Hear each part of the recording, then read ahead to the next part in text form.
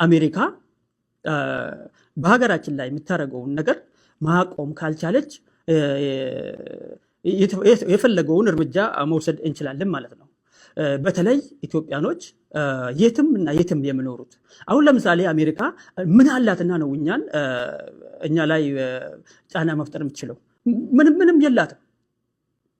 እኔ የዛሬ 10 ዓመት አካባቢ አሜሪካ ነገር ሄጄ ነበር። አሜሪካ ነገር ሄጄ አንድ ቀን ከዲሲ ወጥቼ ምግብ እንኳን የለም። በአሜሪካ እንጀራ የለም፣ ሽሮ በለው ሽሮ የለም፣ ዶሮ ወጥ በለው ዶሮ ወጥ የለም። ምንም ያለው ነገር የለም አሜሪካ። ከአሜሪካ የምንፈልገው እኛ ታዲያ ምንድን ነው? መቼስ ያው ያለው ዲሲ ብቻ ነው። ዲሲ ርስታችን ነው፣ የታወቀ ነው። ዲሲ እንደውም አንዳንዶቹ ይቅርታ ዲሲ እንደውም አንዳንዶቹ የዛሬ 3000 ዓመት አካባቢ በረራ ተብላ ነበር የምትጠራው ግን